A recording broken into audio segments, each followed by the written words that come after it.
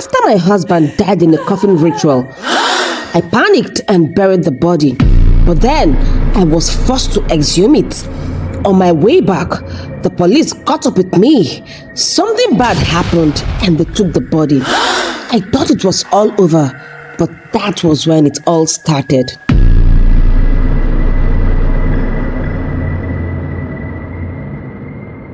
Abike Adebayo stood alone in her secret chamber, wrapped in a black hooded cloak that swallowed her frail frame. The room was hidden deep within the old house. No windows, only the mirror. She raised her hands and began to chant. Low at first, ancient words scraped from a time before memory. The walls trembled as the mirror shimmered, its surface rippling like disturbed water. The air thickened, the candles bent inward as if bowing. Then he emerged, tall, hooded, faceless. The master of the brotherhood stepped out of the mirror as though it were smoke. Abike dropped to her knees immediately, her forehead pressed to the floor. "My lord," she whispered, shaking. His voice rolled through the chamber like thunder trapped on the ground. "You have failed!" Abike flinched. "Retrieve the body of Adekunle Adebayo," the master commanded, and raised the woman. Abike lifted her head, panic flooding her eyes. But she's my daughter-in-law. Nika is innocent. She did not know." "Silence!" the master cut in. "She knows too much to leave," he said coldly. "If she keeps breathing, the covenant collapses." Abike's voice broke.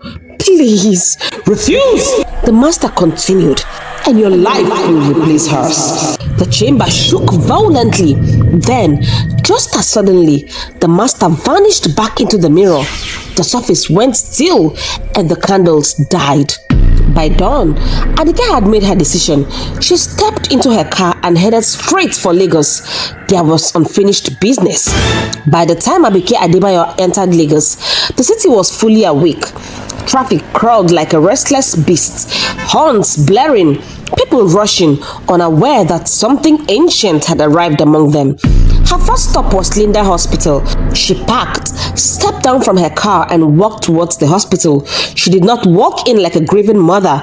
Oh no, she walked in like someone who belonged there. Calm, certain, prepared. The receptionist flinched the moment Abike stepped closer. She was a young girl, barely in her early 20s, her fingers tightening around the register. Madam," she said nervously, lowering her voice. "The police said nobody should be allowed to see the body." Abike smiled gently. Without a word, she slipped some money across the counter. "I am his mother," she said softly. "Please do this for me." The girl hesitated, then nodded.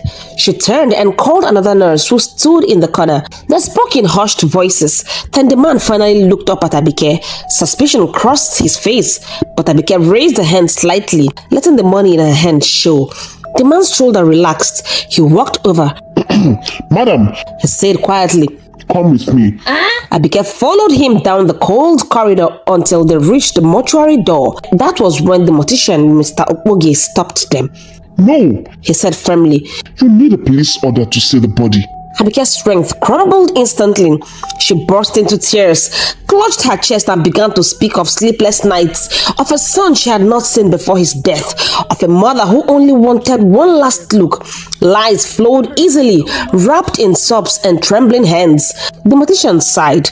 Out of pity, he opened the door. Inside, Abike's eyes moved quickly, taking note of everything, the shelves, the tags, the layout. When they reached Adekunle's drawer, the mortician pulled it open. Abike stepped back. The body was already rotten. But then she saw it. A faint glow on his forehead, visible only to her. Her breath caught. That was her son. She cried quietly for a moment, then wiped her face and turned to the mortician. "Thank you," she said, pressing a bundle of cash into his hand. "Thank you for letting me see my son." "Mr. Okpoge?" she asked, glancing at his name tag. He nodded, shocked but grateful. She asked for his phone number. He gave it willingly, and Abike walked away calmly. Her plan was already taking shape. Later that day, Abike sat alone in her hotel room, the curtains drawn, the lights low. Then she dialed the number slowly. "Mr. Okpoge," she said when he answered. Yes, madam. "I want my son's body." There was a sharp pause. Madam, the police... "I know," Abike cut him short. "That is why I will need your help." Her voice was calm, controlled. "I'll send some men to come for the body," she continued. "All you need to do is make sure it is available when they arrive." Silence. Then she added softly, "You will receive 5 million naira for your trouble." Mr. Okpoge's breath caught. 5 million naira? He had never seen that kind of money in his entire life. I don't know. He stammered. Abike smiled, even though he couldn't see her. "You will be fine," she said. "This should be between us." There was a long pause. Then, quietly, Okay, madam. Abike ended the call and set the phone down. The hardest part was done. Now, the body only needed to change hands. Nike sat on the cold floor of her prison cell, her back pressed against the wall. Time had long lost meaning in that place. Days blended into night, marked only by the clang of metal doors, the shuffle of warders' boots, and the distant cries of other inmates. Her body was healing slowly, but her mind never rested. She knew something was wrong. Ever since morning, her chest had felt tight, like an invisible hand squeezing her heart. She hadn't slept. Every time she closed her eyes, she saw the coffin, the body. Then the guard called her name. Nike Adebayo. Her heart jumped. She was led out, shackles clinging softly. The warder pointed to the phone. You have a call. Her hands trembled as she picked up the phone. "Hello?" she whispered. A familiar voice answered, low, steady, dangerous. The body will leave the mortuary tonight.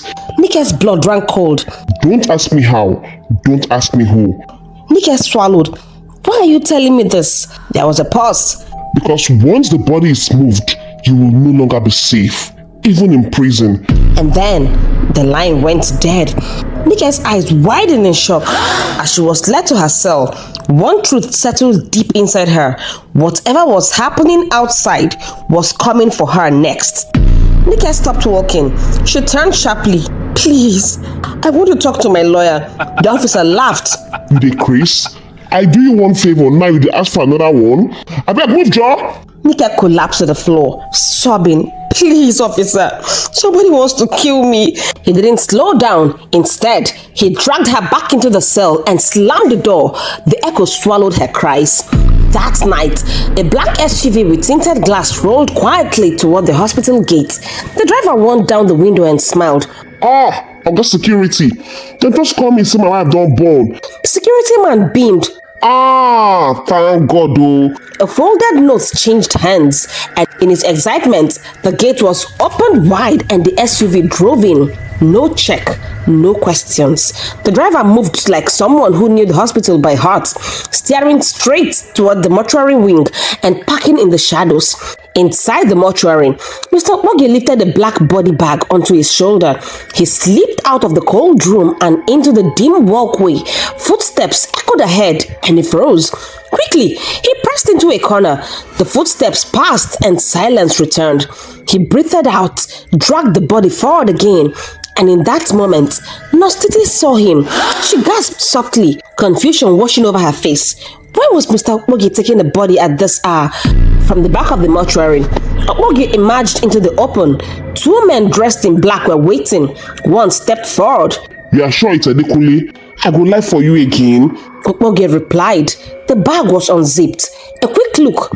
Satisfied, the men handed him a brown envelope, took the body, slid it into the SUV's trunk and drove off without another word. From where she hid, Nostiti slowly shook her head. Then she turned and walked away. Whatever she had seen tonight, she knew better than to ask questions. The black SUV rolled quietly into the Adekule's mansion and came to a halt. The two men stepped out.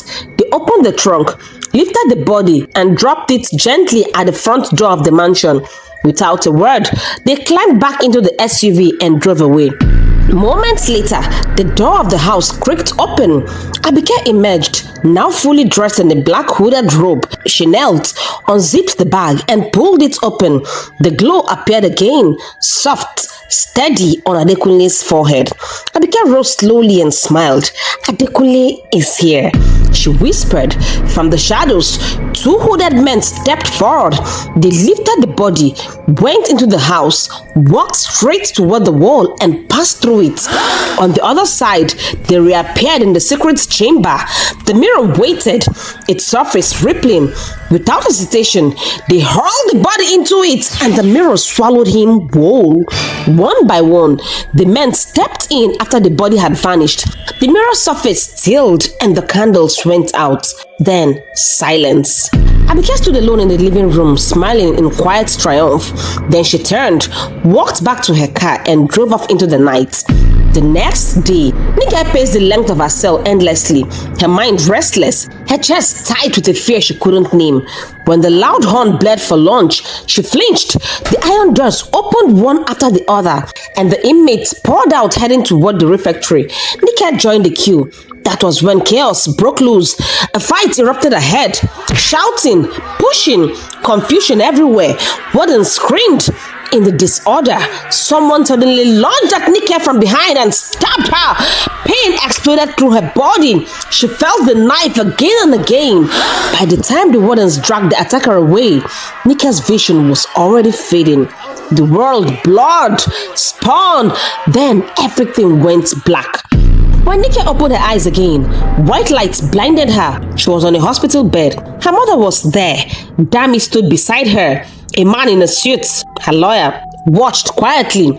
Nike closed her eyes again, convinced she had died, but the pain was real. What happened? She whispered. Her lawyer, Barrister Dele, stepped forward. He told her everything. How her mother-in-law had arranged for someone to kill her in prison, how her attacker was caught and told the truth, how Nike had been in a coma for 2 weeks. Nike burst into tears. Someone tried to warn me, she sobbed. I begged to talk to you. Barrister Dele smiled gently. You are safe now. Your mother-in-law has been arrested, and she will remain behind bars for a very long time. And my husband's body? Nike asked shakily. He paused. Well, let's say Caesar has taken what belongs to him. Nike swallowed.